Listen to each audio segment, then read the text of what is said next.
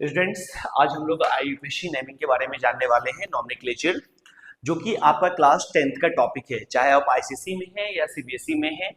वैसे पूरे चैप्टर का नाम तो आपका ऑर्गेनिक केमिस्ट्री है और सीबीएसई में बात करें तो कार्बन एंड इट्स कंपाउंड है।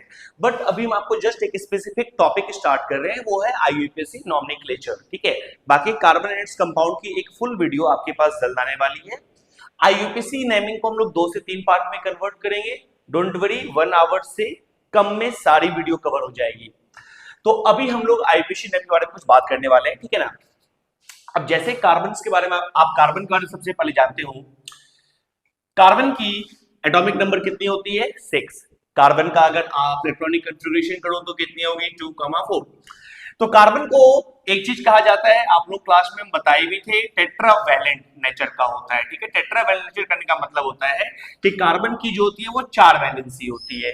ओके, और कार्बन का यही नेचर, टेट्रावैलेंट नेचर होने की वजह से और कैटिनेशन नेचर होने की वजह से कार्बन बहुत लंबी लंबी चैनें बनाता है। कार्बन अपनी जैसे ही एटम को खोजता है और उस कार्बन के साथ मिलकर वो लंबी लंबी चैनें बनाता है, मिलियंस में वो चैन बनाता है। हाँ, वैसा एक और कंपाउंड है आपका सिलिकॉन, बट अभी वो सिलेबस में नहीं है तो बिल्कुल नहीं पढ़ना है।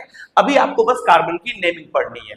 अगर कार्बन की आप देख रहे हो 4 वैलेंसी यहाँ पे हो रही है, तो मान लीजिए यहाँ पर लगा हुआ है क्लोरीन है, यहाँ पे फ्लोरीन है और ये 2 वैलेंसी आपकी खाली पड़ी हुई है। तो जब भी कहीं पर भी वैलेंसी जगह खाली हो, आप सीधा यहाँ पर क्या पुट कर दोगे?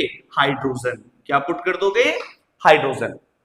अगर मानते हैं कार्बन है और हमारे पास कार्बन की चारों वैलेंसी फिल है और कोई और उसको फिल करने नहीं आ रही है, कोई और आइटम फिल करने नहीं आ रही है, तो यहां पर हम लोग सीधा पुट कर देंगे hydrogen, hydrogen, hydrogen, hydrogen. Basically इस पूरे कंपाउंड का नाम पड़ता है हाइड्रोकार्बन और हम लोग कार्बन की कंपाउंड का ही नेमिंग करते हैं। तो अब नेमिंग कैसे होगी, थोड़ी इस चीज को आप ध्यान से भी आप देखेंगे। बहुत इजी मेथड से आपको बताएंगे, बेसिक टू एडवांस लेवल तक हम लोग जाएंगे। पहले बेसिक, फर्स्ट पार्ट में भी बेसिक कुछ आप क्लियर कर लें, सेकेंड और थर्ड पार्ट में हम लोग एडवांस की तरफ मूव करेंगे। आइए, कार्बन की नेमिंग करने के लिए सबसे पहले ये जान लीजिए, अगर हमारे पास एक कार्बन हो उसको हम लोग क्या बोलते हैं? उसको हम लोग बोलते हैं मिथ। 2 कार्बन हो इथ, 3 कार्बन हो प्रोप, 4 कार्बन हो ब्यूट, 5 कार्बन हो पेंट, 6 कार्बन हो हेक्स, 7 कार्बन हो हेप्ट। आगे और भी आप जा सकते हैं, ऑक जाएगा, नॉन जाएगा, डेक जाएगा, 1 डेक, 2 डेक, आगे चलते जाएगा, अभी आपको उतना पढ़ना है नहीं। तो अब नेमिंग कैसे करते हैं, थोड़ा सा पहले इसको समझ लें। अगर मान लीजिए हमारे पास सिर्फ ये एक कार्बन है, और नहीं 2 कार्बन ले रहे हैं, ठीक है, और इस 2 कार्बन के बीच में सिंगल बॉन्ड है। अब सबसे पहले हम क्या करेंगे कि इस कार्बन की वैलेंसी को फुल करेंगे। जैसे देखिए, इस कार्बन की एक वैलेंसी तो फिल है, कितनी बच गई? 3 वैलेंसी फिल हो गई, तो एक हाइड्रोजन यहां, एक हाइड्रोजन यहां पे, एक हाइड्रोजन यहां। इस कार्बन की भी एक वैलेंसी फिल है, तो हाइड्रोजन, हाइड्रोजन, हाइड्रोजन। देखो हमने फिल कर लिया ना, ठीक है। अब इसकी नेमिंग कैसे करते हैं? आपको पता है 2 कार्बन का नाम क्या है? इथ है, तो बस लिख दीजिए इथ। और अब जो इंपॉर्टेंट यहां पर पार्ट आता है कि आपको देखनी है कि कार्बन कार्बन में आखिर बॉन्डिंग क्या है। जैसे अगर यहां पे देखो कार्बन कार्बन में क्या बॉन्ड है? सिंगल बॉन्ड है, तो सिंगल बॉन्ड के लिए बेसिकली हम लोग लिखते हैं एन। अगर डबल बॉन्ड कार्बन कार्बन में दिख जाए, कार्बन कार्बन में ही दिखना चाहिए, उसके लिए हम लोग यूज करेंगे इन। और अगर ट्रिपल बॉन्ड रहे उसके लिए हम लोग यूज करेंगे आई। तो अभी आप क्या देख रहे हो, कार्बन कितने हैं? अच्छा, एक बात हम आपको बताना भूल गए, हमेशा हम लोग जो कार्बन की जो नाम लिखेंगे, हमेशा हम लोग लॉन्गेस्ट लॉन्गेस्ट चेन को लेंगे। आपको मैंने क्या बताया, कार्बन कार्बन में एक प्रॉपर्टीज होती है कैटिनेशन की, जिस वजह से वो लंबी लंबी चैनें बनाता है, ठीक है, स्ट्रेट चेन बनाता है और कभी कभी वो ब्रांच चेन भी बनाता है। तो जब कार्बन चैप्टर का हम फुल वीडियो लेकर आएंगे उसमें आपको हम डिटेल से बताएंगे। तो हम जब भी हमेशा नाम लिखते हैं, हमेशा लॉन्गेस्ट लॉन्गेस्ट चेन कार्बन का नाम लिखते हैं, ठीक है ना, इतना ध्यान रखिएगा। अब यहाँ पे 2 कार्बन, 2 कार्बन को हमने क्या बोला? इथ। अब कार्बन कार्बन में कैसा बॉन्ड? सिंगल बॉन्ड, और सिंगल बॉन्ड के लिए क्या यूज करेंगे? एन। क्या हो गया ये आपका? इथेन।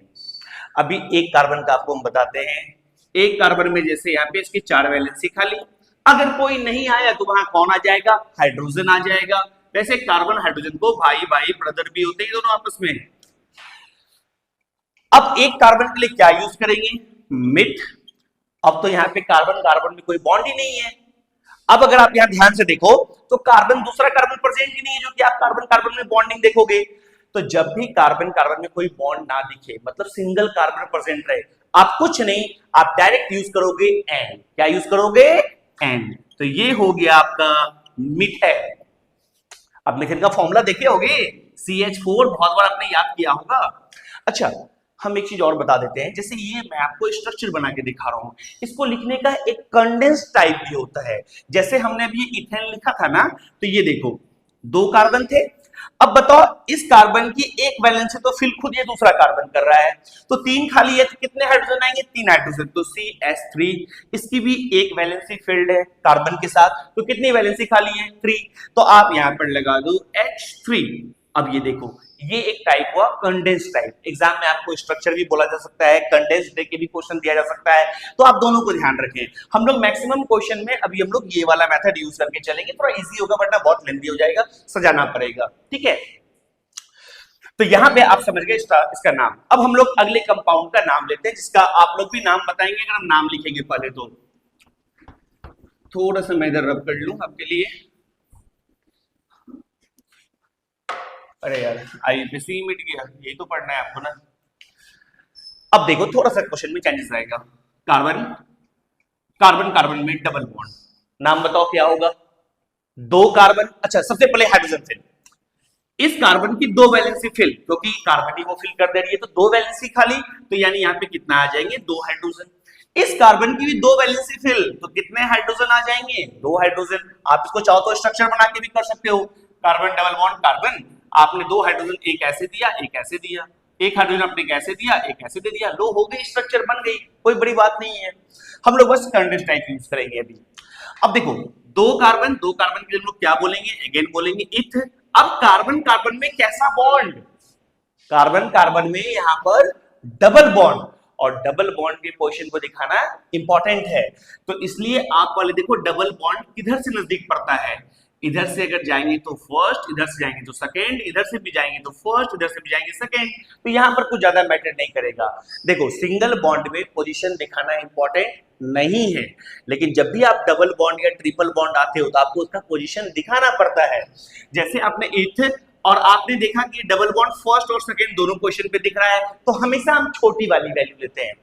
तो इथ डबल बॉन्ड किस पोजीशन पे, सिंगल पे, तो लिख देंगे इथ 1, और आप डबल बॉन्ड के लिए क्या यूज करते हैं, इन, तो ये हो जाएगा इथ इन, इथ 1 इन। और फर्स्ट पोजीशन दिखाना इंपॉर्टेंट नहीं है, तो आप इसको लिख सकते हैं इथीन। ध्यान से देखें हम क्या बोल रहे हैं आपको, कि सिर्फ फर्स्ट पोजीशन दिखाना इंपॉर्टेंट नहीं है। अभी एक और क्वेश्चन बड़ा प्यारा सा आएगा, carbon carbon carbon double bond ले लिया मैंने कार्बन, और एक मैंने ले लिया कार्बन कार्बन कार्बन, और यहां पे मैंने इस बार ले लिया डबल बॉन्ड कार्बन। अब इसकी नेमिंग करते हैं, ठीक है। इसकी नेमिंग कैसे होगी, पहले देखो 1 2 3 4 कार्बन है आपके पास, तो 4 कार्बन को आप क्या बोलोगे, ब्यूट बोलोगे, ठीक है। यहां पे नाम हम लोग इसके लिए लिख लेंगे ब्यूट। अब कार्बन कार्बन में फर्स्ट बॉन्ड, सिंगल बॉन्ड भी और डबल बॉन्ड भी, आप किसको प्रायोरिटी दोगे, यहां पर आ जाती है बात प्रायोरिटी की।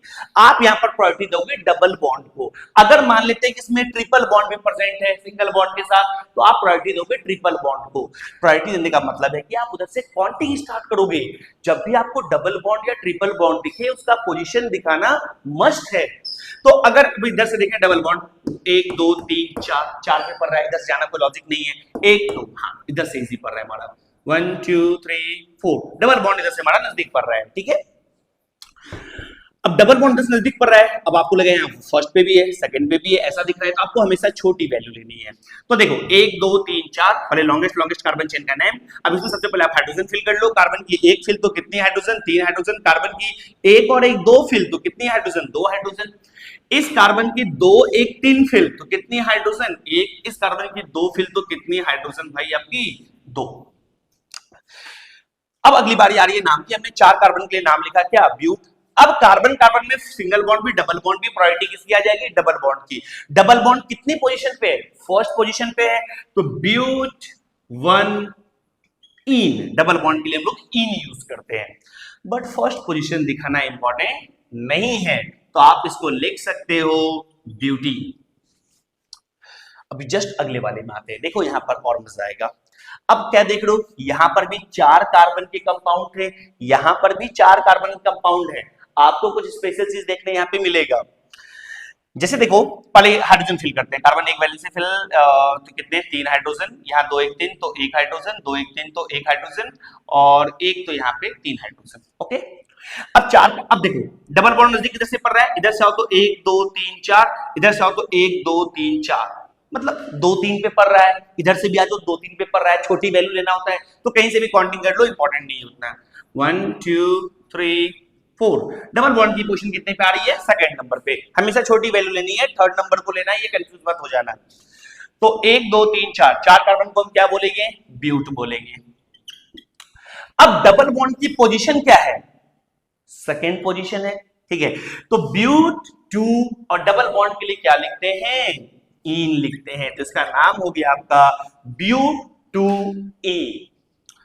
अच्छा, इन दोनों में कोई रिलेशन दिख रहा है आपको? क्या रिलेशन दिखा है आपको? देखो इनके बीच में कुछ ना रिश्ता है, ठीक है। और ये रिश्ता कैसा है देखना, अगर इनके मॉलिक्यूलर फॉर्मूला को निकालें तो यहां देखो कितने कार्बन है? 1 2 3 4, 4 कार्बन हो गए C4, और हाइड्रोजन कितने हो गए? 3 2 6 1 7 और 2 कितना हो गया? 9, नहीं 3 2 5 6 और 2 कितना हो गया? 8 हो गया, C4H8।